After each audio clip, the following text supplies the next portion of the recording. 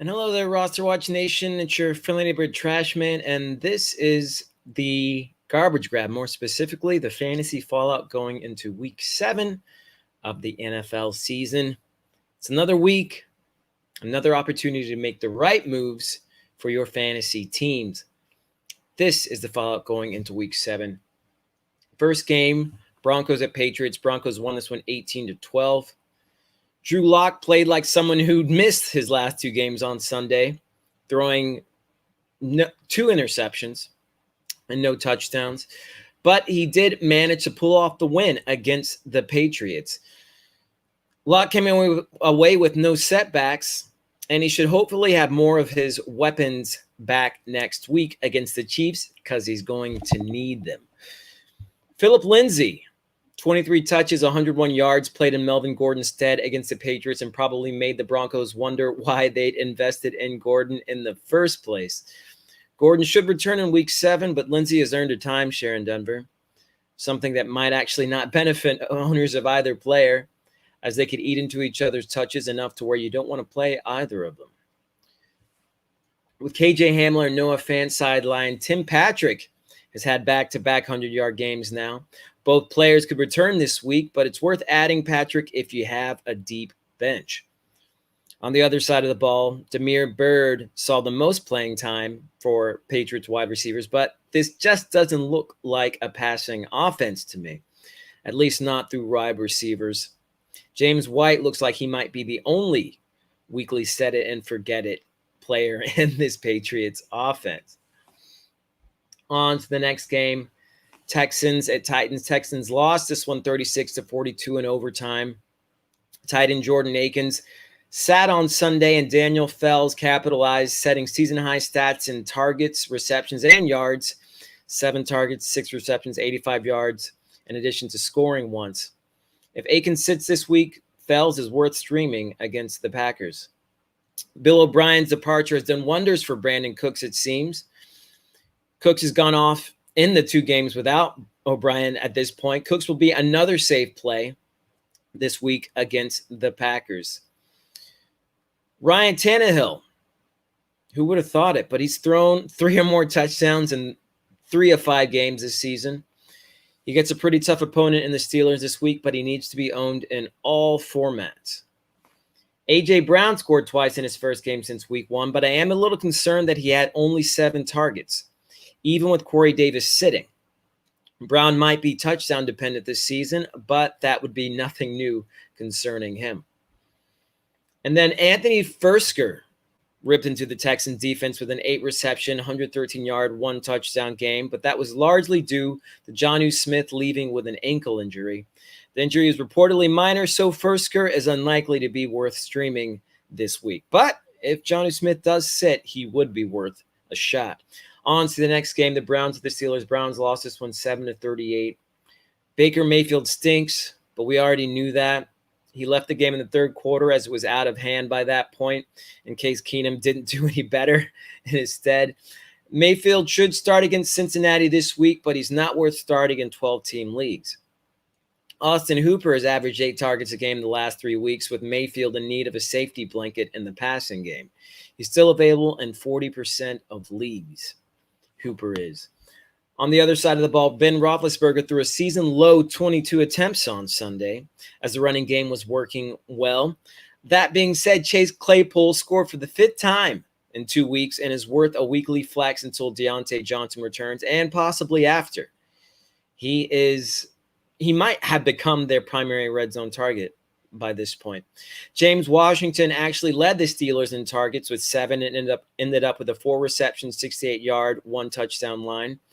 If Deontay Johnson sits this week, Washington is worth a deep league flex against the Titans team that gave up scores to 5 different Texans in week 6. On to the next game, the Ravens at the Eagles. Ravens won this one 30-28. Mark Ingram left the game with an ankle injury and tried to return for a few plays, only to sit out again.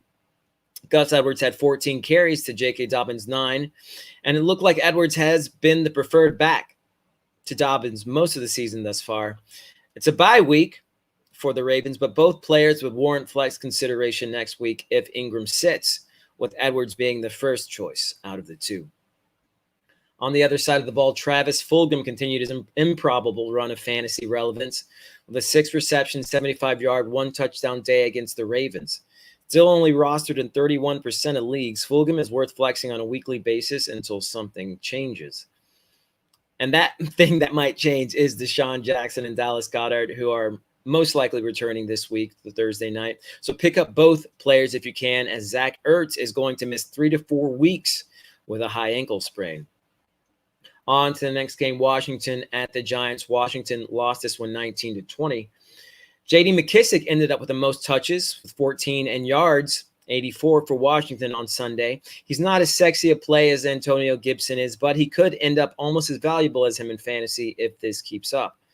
Available in 88% of leagues, McKissick is worth adding if you need the running back help. With only 19 pass attempts on the day, pickings were slim for Giants pass catchers not named Darius Slayton on Sunday. The fact that the Giants won the game may make them even more reliant on the run in the future. Evan Ingram isn't droppable yet, but he's going to need plus matchups to be worth starting in fantasy. On to the next game, the Falcons at the Vikings. Falcons won this one 40-23. Julio Jones returned to the lineup and everything was right in Matt Ryan's world. Things have been hard for Russell Gage and Hayden Hurst with Jones out, so maybe his return means that they'll see lighter coverage. Hurst is worth starting, and Gage is at least worth holding on to for another week.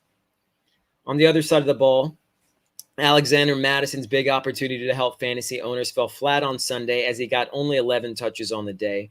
The Vikings trailed from the get-go, so they funneled the ball through Justin Jefferson and, to a lesser extent, Adam Thielen and Irv Thomas.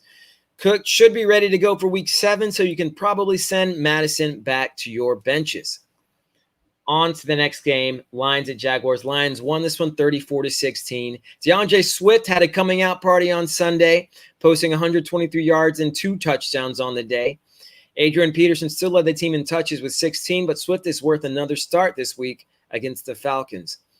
Marvin Jones has been virtually useless since Kenny Golladay returned to the field. This week's matchup against Atlanta is a juicy one, though. If he doesn't do anything, though, this week, you can probably move on from Jones for a hot waiver wire pickup.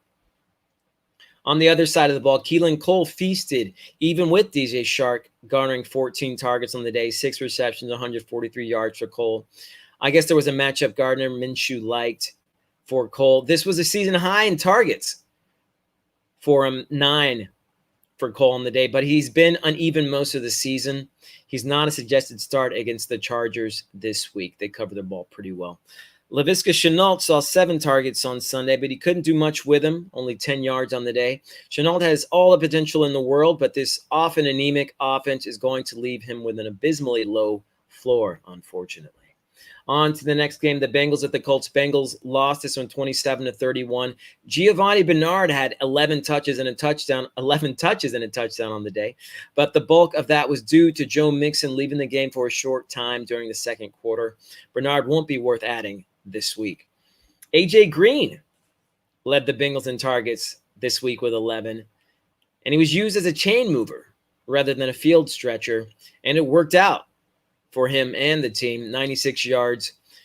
Pick him up if he's been dropped in your league. He's an asset again if the Bengals continue to use him this way, especially in PPR formats. On the other side of the ball, Phillip Rivers had his best game of the season against a tough Bengals defense, at least against the pass, throwing three touchdowns and an interception. He has the week off, but his matchup against Detroit in Week 8 is one worth streaming if need be. Marcus Johnson has been the Colts' best field stretcher this season. Coming off a 100-plus yard game, Johnson is worth adding in deeper formats and daily leagues. His floor is probably going to be pretty low, though. So take that as you will. On to the next game, Chicago at Carolina. The Bears won this one 23-16. The Bears are winning games somehow, but they're not providing fantasy help, or at least much fantasy help for most owners. Behind Allen Robinson, Jimmy Graham is the only pass catcher worth starting on a weekly basis. Graham had 8 targets in Week 6. On the other side of the ball, Curtis Samuel sat on Sunday, and DJ Moore was the guy who saw the biggest boost. Robbie Anderson and he are the only Panthers pass catchers warranting weekly consideration right now. Something for your consideration. It's fall, and at MyBookie, that can mean only one thing. It's a winning season. Winning season means doubling your first deposit. Winning season means free bets, super contest, survivor, and more. At MyBookie, winning season is all about your chance to win big. Bet NFL, Major League Baseball, UFC, and then some. The craziest sports fall of your lifetime is here. It's simple. Make your picks, win big, collect your cash. Invest in your intuition. Select from hundreds of future bets, or you can bet games in real time with MyBookie's live betting. Put that big brain of yours to good use. Use promo code ROSTER and double your first deposit. New players get up to $1,000 in free play, designed to add more excitement to sports you love and the games you bet.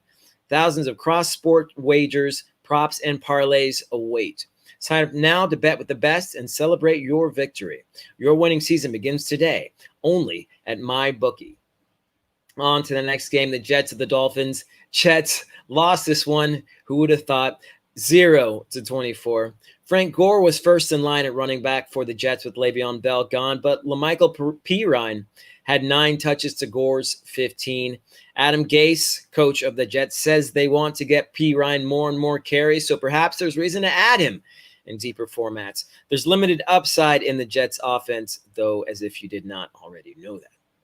Rashad Perriman had 62 yards on 8 targets Sunday, leading the team in receiving. Jamison Crowder was still targeted more than Perriman, but there's some upside to be had in Week 7 against the Bills.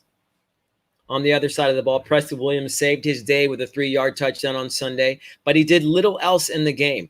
He's got a bye week this week, but with Jalen Ramsey likely set to face Devontae Parker in Week 8, Williams may be worth another flex against the Rams in that week.